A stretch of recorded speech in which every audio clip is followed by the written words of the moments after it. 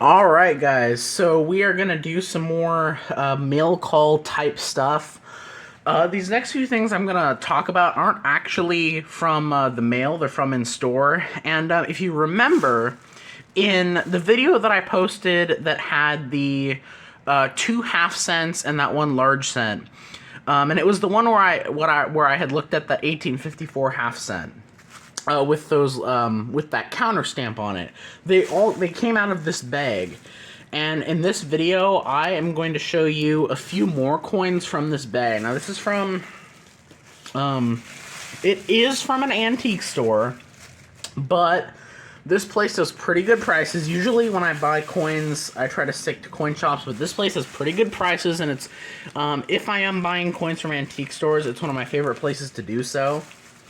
So, there's two things I'm going to be showing you here. First is a little lot of silver dimes, and then a commemorative $50.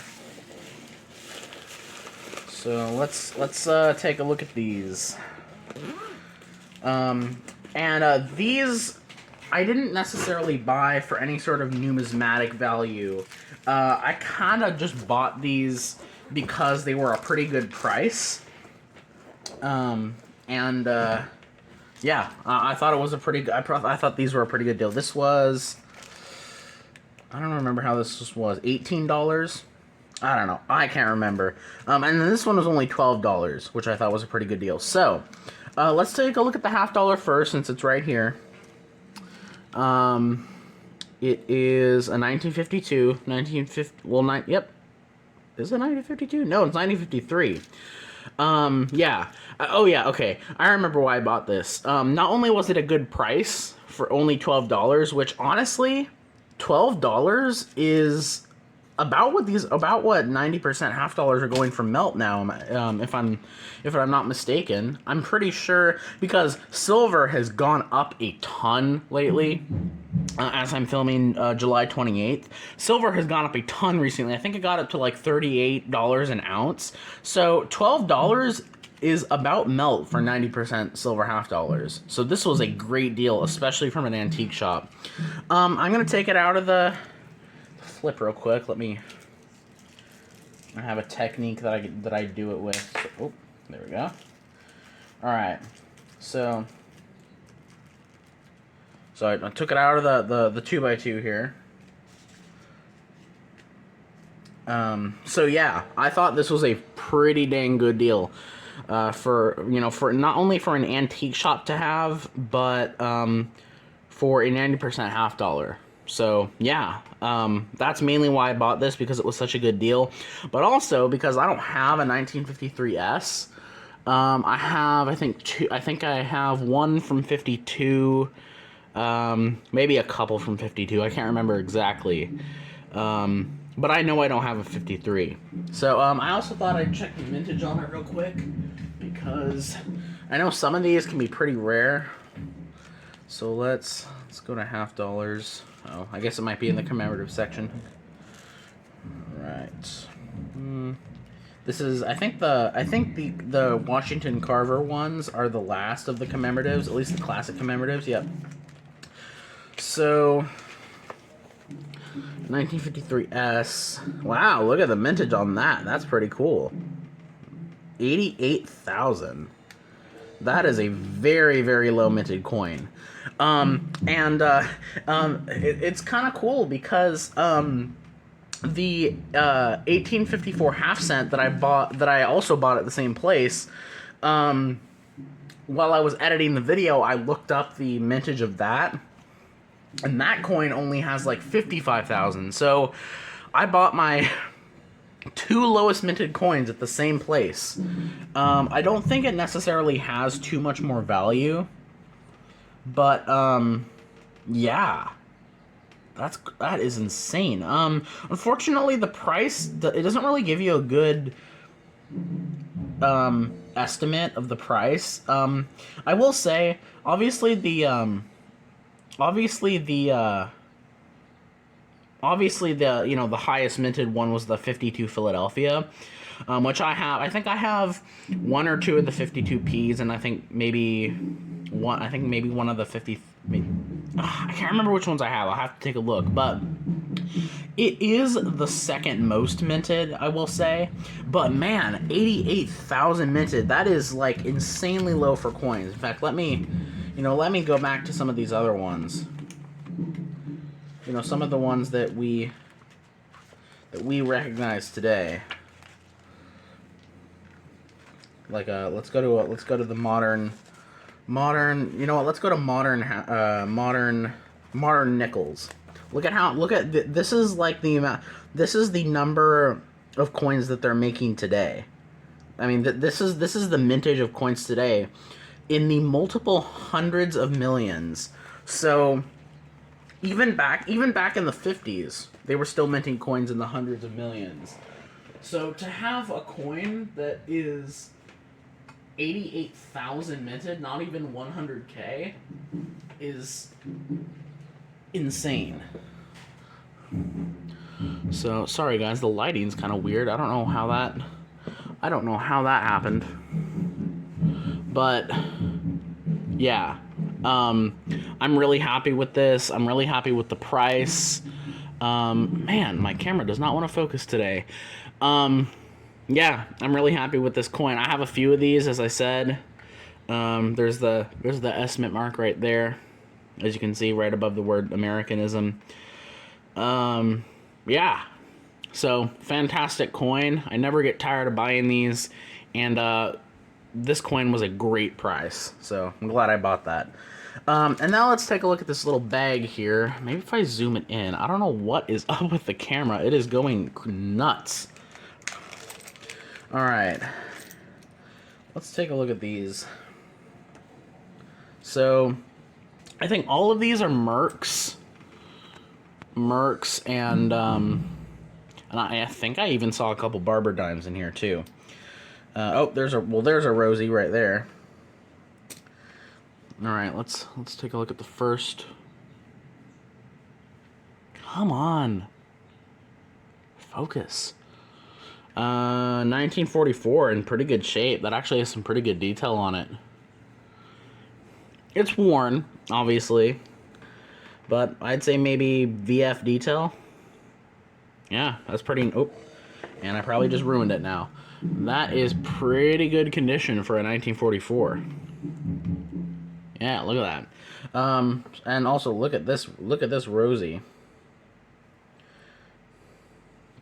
Looks like, I don't know, it has some weird toning on it. I thought it might have been a proof at first, because it's kind of got that proof shine, but it looks like maybe it was cleaned. I don't know.